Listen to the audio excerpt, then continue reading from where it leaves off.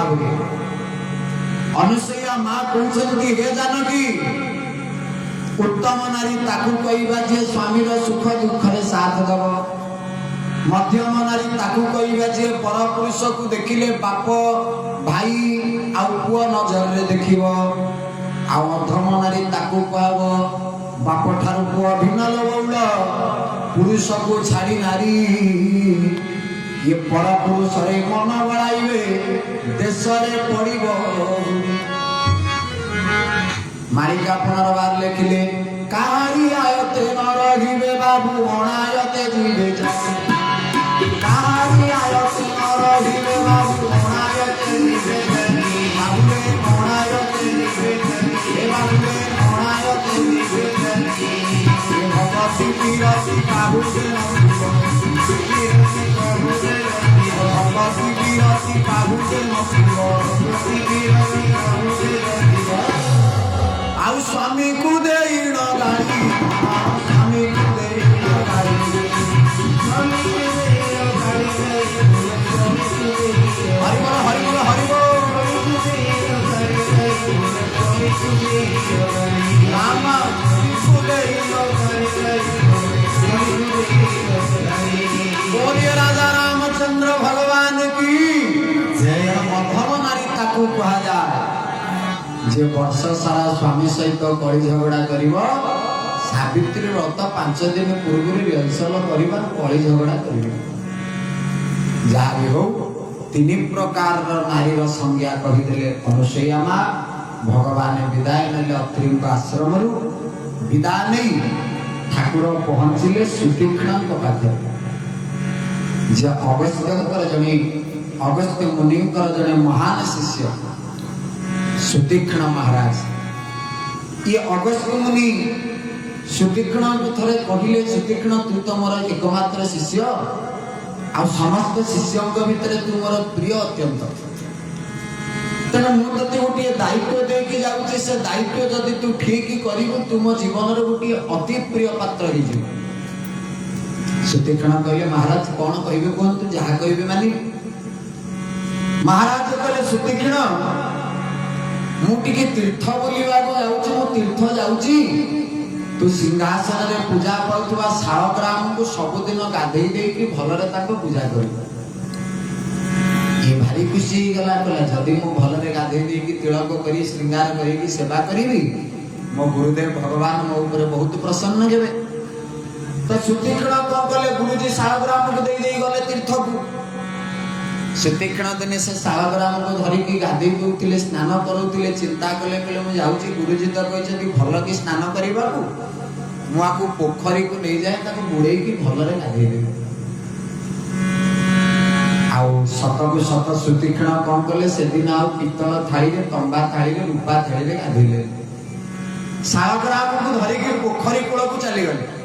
कले भल की बुड़ेई की हाथ बसी की गाधेई देबी गुरुजी कहछथि भलरे गाधेई दो ये सुतीक्ष्ण जते बड़े पोखरी रे नै कि बुड़ेई की गाधेई दउची शालग्राम को पोखरी कूଳରେ गोटे बड़ जामुकोଳି गछ थिला सुतीक्ष्णଙ୍କ नजर पड़ीगला से जामुकोଳି गछ ଉପରେ जेमिति नजर पड़ी जाइछि सुतीक्ष्ण कहले एठी तो इटा पत्थर किछि नै फोपाड़ी कोन धरिथिले शालग्राम को कहले आकु फोपाड़ी की जामुकोଳି पड़िबो खाइबो सुतीक्ष्ण सेया कले शालग्राम को फोपाड़ीले गछ को हरिबोल जामुकोଳି पड़िला खाई की पेट पुरिले शालग्राम कुआडे गला ताको पत्ता मिललानी बोले जगन्नाथ भगवान की जय। भोक जोरे गुता सुतीक्ष्ण को शालग्राम को फोपाड़िले जामुकोଳି पड़िला किंतु शालग्राम आउ मिलला बड़ चिंता बढ़िला पेट को भोक जोर जामुकोଳି खाइले पेट पुरिला पर मन पड़िला रे शालग्राम तो गुरुजी देखिले कोड गला दियांको घर को जाई कि सिंहासन खोजन शालग्राम नहीं एपटे पोखरी सारा खोजन शालग्राम नहीं मने पड़िला मु जामुकोଳି लोभरे शालग्राम को फोपाड़ी देछि से जामुकोଳି भीतर देखिले सुतीक्ष्ण एते बुद्धिमान कहले ये शालग्राम रंग होछि कला ये जामुकोଳି रंग भी कला मु जदि बड़ आकार रे देखि गोटी जामुकोଳି सिंहासन रे रखि देबी गुरुजी जानि परिबेनी भाबिबे शालग्राम तेणु बड़ आकार देखी गोटे जामुकोड़ी आनिले सुतीक्षण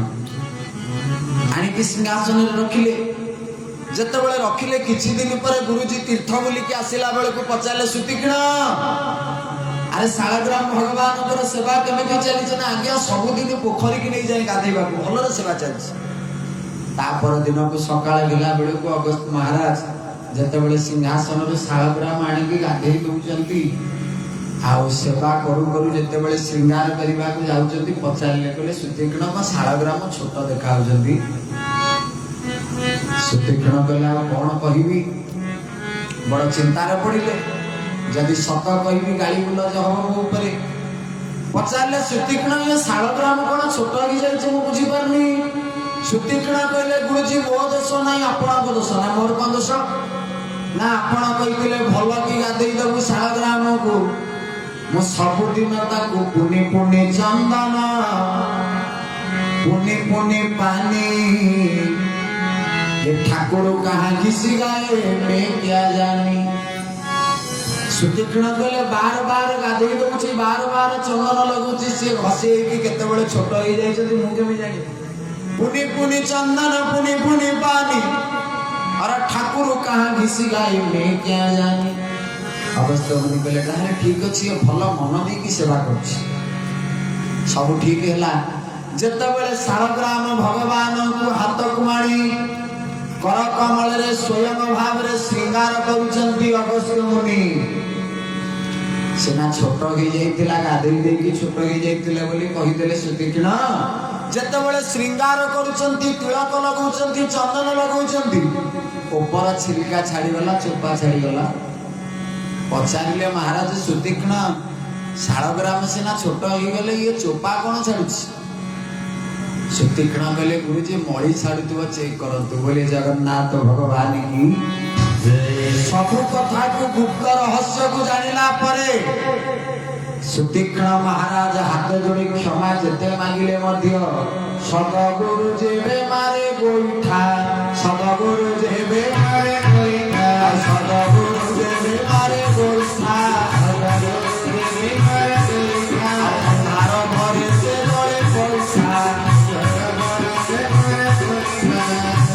आउ तो सुंदर भाव कहले गुरु नाम अति मूल्यवान सत्य किए भरी भाई मने आहा किए भरी भाई मने भव संसार करी जीव सत्य विचार न करे क्षणे हरि नारायण हरे गुरु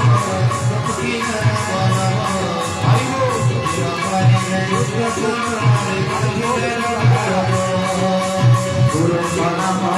को जवा बीजे जपु खाए दिए मने आहा जपु खाए दिए मने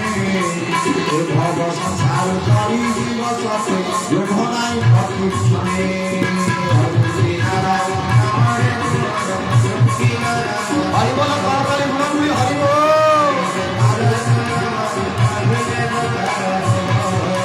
बोलिए जगन्नाथ महाप्रभु की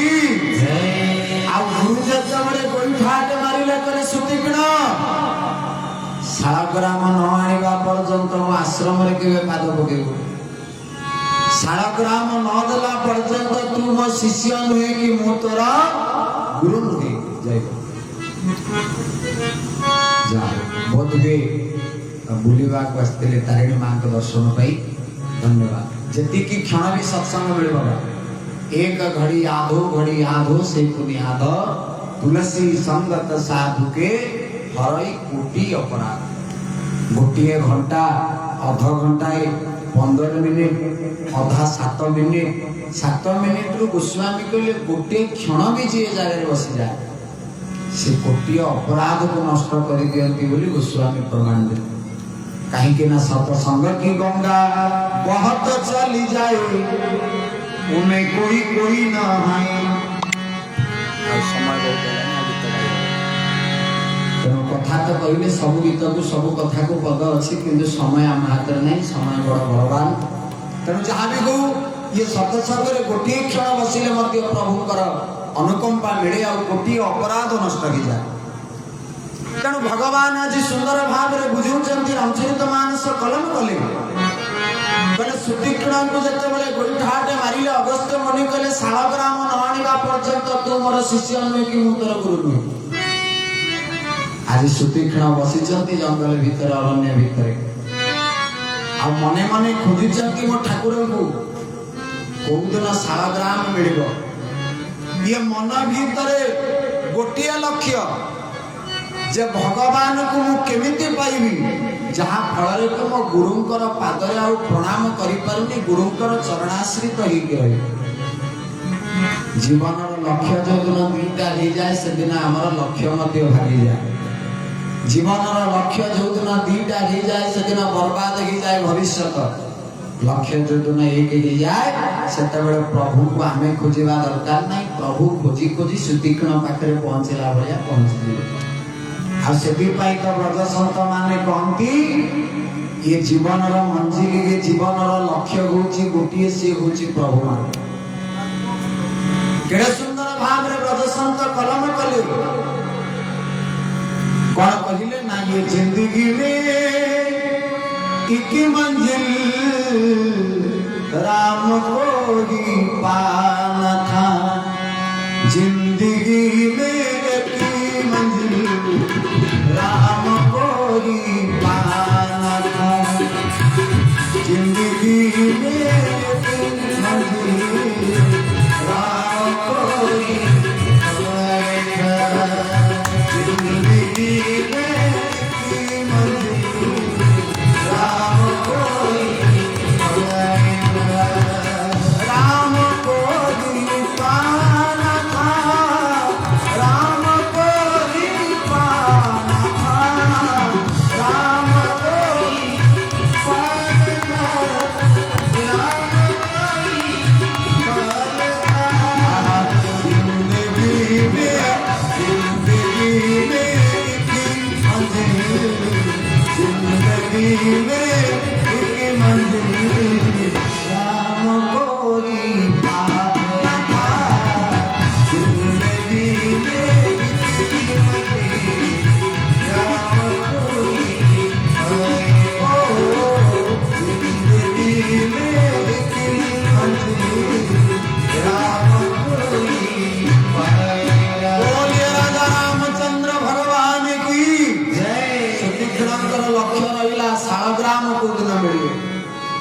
आज शत को शत शालग्राम भगवान पहुंच गए। सुतीक्षण आखि जेमिति पड़ीगला प्रभु राम उपरे भगवान रूप को चाहिए सुतीक्षण पाद तले पड़ीगले ठाकुरे मु जानी आपण ही भगवान गईथिबे आपण ही शालग्राम प्रति स्वरूप गईथिबे आ बेसी समय मते आपण रूप देखा दरकार नहीं ठाकुर। बेसी क्षण आ समय विलंब करते ठाकुर। चलतु चलतु आश्रम को मो गुरुदेव पाखक केते दिन हो गला से गुरुदेव आशीर्वाद विरति गई। थरे चलतु गुरुदेव आशीर्वाद को मत पुणी देदेवे। भगवान जाइछंती अगस्त्य मुनि सहित बहु कथोपकथन आ अगस्त्य विदाय नहीं सुतीक्षण को शिष्य स्वरूप आश्रम में छाड़िले। कारण अगस्त्य मुनि कही जो दिन शालग्राम दबु से दिन आश्रम रही। सुतीक्षण जो प्रभु को पहुंचे देले अगस्त्य मुनि आगे प्रभु को कौन प्रणाम करेंगे आगे सुतीक्षण को कुड़े पकेले कहले सुतीक्षण रे शास्त्र कहती संसार में वैष्णव विद्वान माने कहती शिष्य सेते भगवान को पाए जेते गुरुंकर कृपा हुई। किंतु तू तो आज कृपामय तू शिष्य हो कि मते कृपा कर दिल। सुतीक्षण कहले गुरुजी जदि से दिन आपण गुरुठा मारी न थांते मु आज खोजी न थांते राम। आपण जदि आज आश्रम को से दिन विदा न करि थांते मु अरण्य सारा मो राम को खोजी न थांते। सुंदर आलोचना आगो को आगो प्रभु यात्रा करी पंचवटी रे पहुंचले ठाकुर। जो पंचवटी रे भाईटा ता भौणी की विल्यान करिके जगेछि दंडदार। जो परिवार भीतर भाईटा बलवान हे कि भौणीटा को काम करबा को कहतिबो से जानिबो गोटे गोटे रावण। जो भाई चाकरी कला परे भौणी बाहा परे भौणी घर को वर्षक थरे न जाऊ जान सी भी राक्षस वृत्ति अवलंबन कर भौणी के भाई को 1000 टंका 5000 लक्ष मागेनी जदि भाई मझिरे मझिरे भौणी पाक चली जाए ताहले सी होची भौणीर गर्व मो भाई घर को आसी किंतु रावण को देखंतु एते राक्षस सब साइड विलान थाउ थाउ रावण किंतु दंडकारण्यर दायित्व देइछि कहा नारे ना सुपर्णखा ना भौणीटा को काम बतैछि आ सुपर्णखा जगिछि दंडकारण्य एई समय रे भगवान हमर पहुंची गले राम लक्ष्मण जानकी सहित आउ जेमिति पहुंची गले भगवान सुपर्णखार आखि पड़ी गला मणिमार रूप ऊपर जेमिति रूप रे आखि पड़ी जाइछि सुपर्णखा देखु देखु कहला तुम सम पुरुष ना मो सम नारी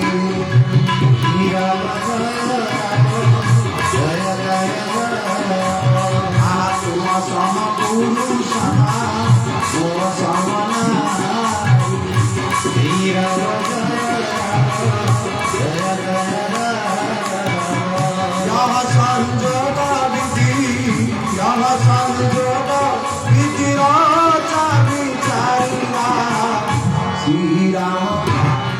राम जय राम जय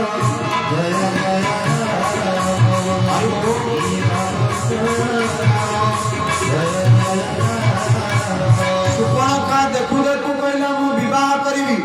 भगवान कहले तू विवाह करिवु कि नहीं सेटा पछ कथा तो जाति कौन मो जाति कौन तो टाइटल कौन मो टाइटल कौन आगे मिसुची ना नहीं देखे तो जाति कौन मो जाति कौन मते कहू सीधा बाहागर आड़ को पळेलुनी कह तो परिचय दे सुपर्णखा परिचय दोची मु होची रावणर भौणी भगवान मोर पुणी हसिले सान ठाकुर कहले प्रभु एकुटिया काई हस मते शिखै दोन मिसिकी हसिबा ठाकुर कहले लक्ष्मण ये मिछ कहला बोली मु हसिली ना कौन मिछ कहला ना कुमार रक्षति पिता भर्ता रक्षति यौवने पुत्रस्य स्तविरे भावे न नारी स्वतंत्रता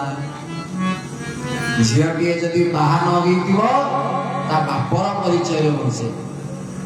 कौमार रक्षति पिता भर्ता रक्षति यौवने बाहा हेइ जिबा परे स्वामीर परिचय बसे गोटे नारी पुत्रस्य स्तविरे भावे न नारी स्वतंत्रता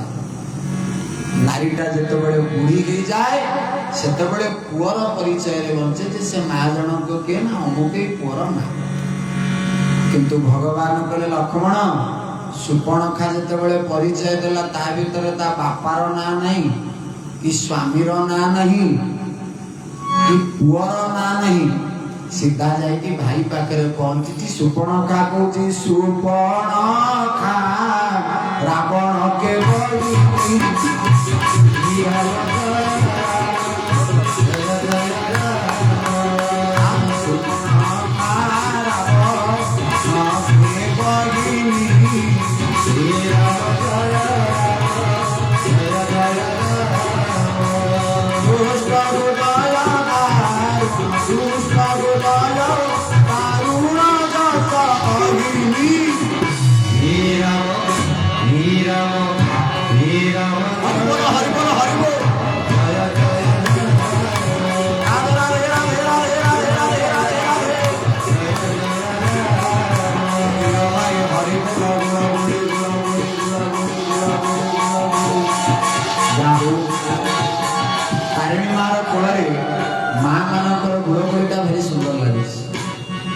गले चांदल वंशरे निश्चय मु कहि तारिणी पीठ रे जेतु मांकर पावर अधिक कारण मार पीठ शक्ति से शक्ति पीठ कारण बापा माने सेति पई गोटे हरिबोल दौनांती तारिणी मां पीठ रे बापा मानकर भाई मानकर कंजूस हरिबोलटाई भल ना नहीं समस्त मो भाई मान को अनुरोध हरिबोल टिके वॉल्यूम बढ़ेबे नहीं तो जेहेतु आपण मो जाति भाई मते भी अपमान हो दिया भाई हरिबोल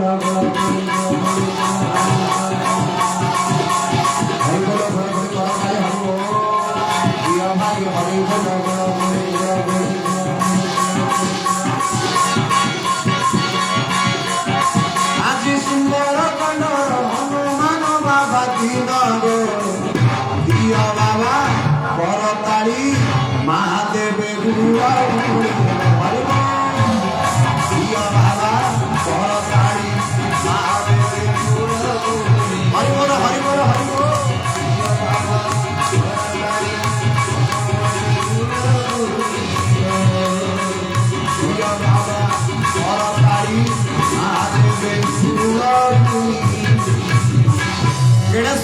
भाव में सुपर्णखा कहूँ मो भाई रावण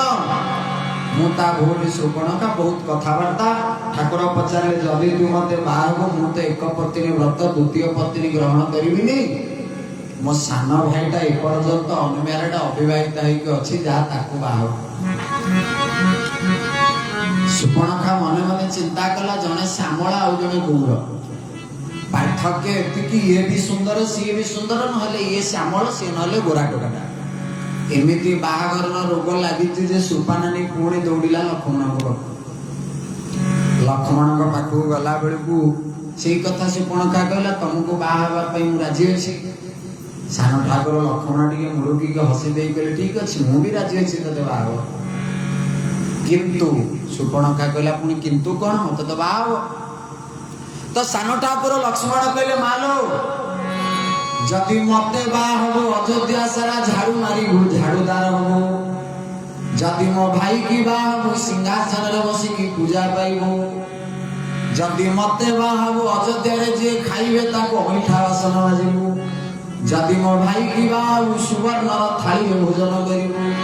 जदि मते बाहा मो भाई रो पाद तले चाकर ने मो भली पूजा करिबो जदि मो भाई को बाहा ताहले महारानी की सिंहासन रे बसी पूजा पाई को ऑप्शनटा तू बाछे मते बाहाबू कि भाई को बाहाबू सुपर्णखा कहला कोन गेला विश्व विजयी रावण रो भौणी मु तते बाहाबी चाकराणी हेबी केबे नु पुणी दौड़िला प्रभु को पाखु ठाकुर कहले आकु जो रोग धरिलानी मो पाखरे से एंटीबायोटिक नाही क्रोधात भवति सन्मोह खाली आज्ञा कहिथिले टिके गीता श्लोक मझरे मझरे कहबे तेणु मु आज मन पड़ा बोली कहीदेली मो मूर्ख लोक आज्ञा सब कथा कहीपरि जहाँ भी हो तारिणी माँ पीठ माने समस्त श्रोता कथा टिके रखा पड़ो तेणु कौन कहे श्रीमद भगवत गीतार कलम कले व्यासदेव क्रोधात भवति सन्मोह सन्मोहात श्रुति विभ्रम स्मृति भंसात बुद्धिनाश बुद्धिनाशात प्रणश्यति कहले मोहटा केते बेले आसीबो ये संदेहटा केते बेले आसीबो जे भगवान को देखिला परे प्रभु को चिन्हि पारि नथिबो जे भगवान को चिन्हिबो ये मो ठाकुर 9 दिन प्रवचन कहूची तारिणी मां मते दुख देले मते मो ता मंदिर को दौड़ीबी निश्चय ए भावना रे जे वंचित ता जीवन रे केबे संदेह रोग ताको धरिबो दौड़िला सुपर्णखा भगवान राम कहले तते संदेह और कामर रोग धरिलानी मो पाखे से अस्त्र नहीं कहले मु तो एक पत्नी व्रत मु आउ विवाह करिबिनी पुणी गला सुपर्णखा एई समय रे सान ठाकुर लक्ष्मण प्रभु काड को नेले कहले ठाकुरे आपनक पाखे कोन अस्त्र नहीं जे मो पाख को छाडु छतिया को मारिबाकू भगवान को लक्ष्मण से दिन हाथ जोड़िले केमिति ना आजिर गोटी अतम भक्त जेमिति प्रभु को कहे धंडा माळ बुढ़ा दुर्दशारा धंडा माळ बुढ़ा दुर्दशारा चंडाल दासु अति जागु जागु भंडारे खंडाना की मणि मा भंडारे खंडाना की मणि मा बंदा को विष्णु नारी मणि मारे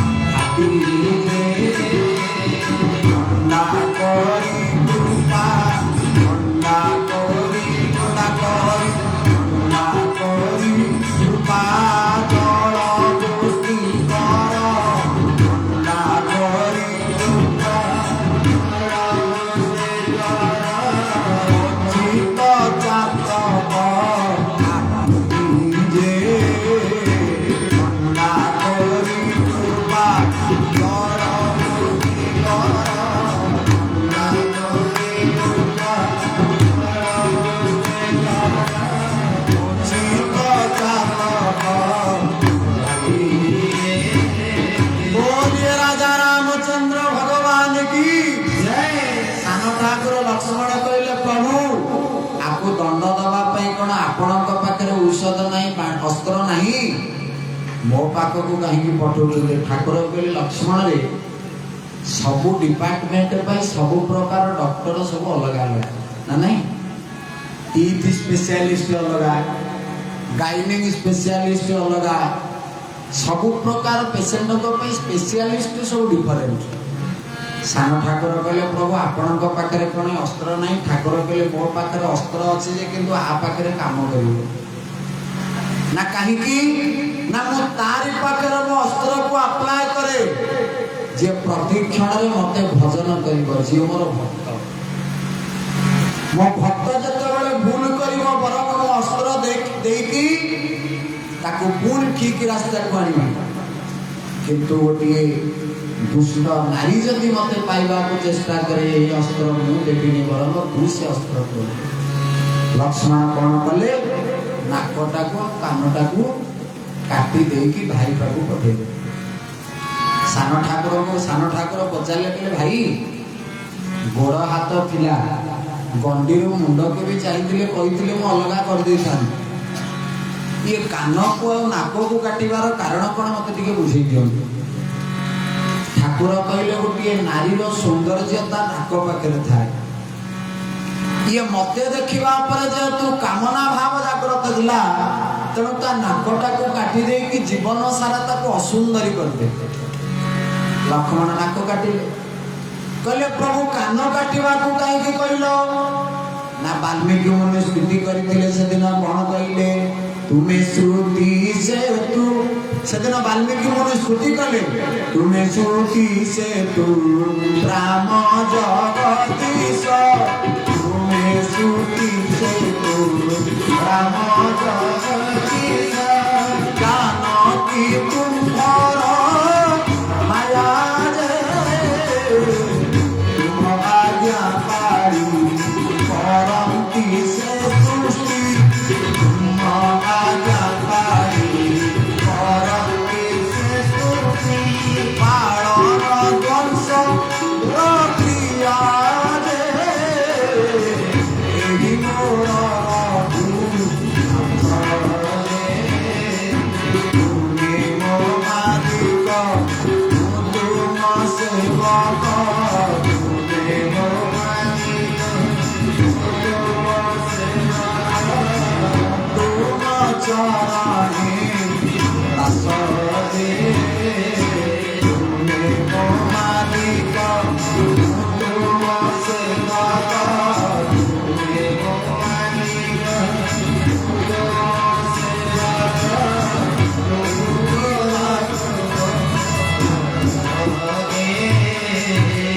ତେଣୁ ଭଗବାନ ଲକ୍ଷ୍ମଣ ପଚାରିଲେ ଭାଇ କାନଟାକୁ କାହିଁକି କାଟିଲ? ଭଗବାନ କହିଲେ ଇଏ କାନ ହଉଛି ବେଦ, ବେଦର ଅନ୍ୟ ନାମ ହଉଛି ଶ୍ରୁତି, ଯାହାକୁ ଶ୍ରବଣ କୁଣ୍ଡରେ ପାନ କରାଯାଏ। ତେଣୁ ମୁଁ ତା କାନଟାକୁ କାଟି ଦେଇକି ତାକୁ ଶିକ୍ଷା ଦେଲି, ତା ଜୀବନରେ ଆଉ କେବେ ଶତଶକ ଧର୍ମସଭାରେ ବସିପାରିବନି। ବୋଲ ଆନନ୍ଦ କବାର ହରି ହରି ବୋଲ, ମୂଳ ମାଇଲେ ଜୀବ ସରି। ତେଣୁ ପ୍ରକୃତରେ ଚିନ୍ତା କଲେ ନା ଥିବ ବାଉଁଶ, ନା ବାଜିବ ବଂଶୀ, କାନଟାକୁ କାଟି ଦେଇ ଜଗତକୁ ଶିକ୍ଷା ଦେଲେ ପ୍ରଭୁ। କହିଲେ ଲକ୍ଷ୍ମଣ, ଜୀବନରେ ଯିଏ ମତେ ଦେଖିକି କାମନା ଭାବ ପ୍ରକଟ କରିବ, ତୁ ତା ନାକ କାନ କାଟିକି ଅସୁନ୍ଦରୀ କରିବ। ଯିଏ ମତେ ଦେଖିଲା ପରେ ଭକ୍ତି ଭାବ ଜାଗ୍ରତ ହବ ହୃଦୟରେ, ସେ ମୋର କୃପା ଦୃଷ୍ଟି ପାଇବ ବୋଲି ଭକ୍ତ ବତ୍ସଳ ଭଗବାନ। ସୁନ୍ଦର ଆଲୋଚନା। ତତ୍ପରେ 14,000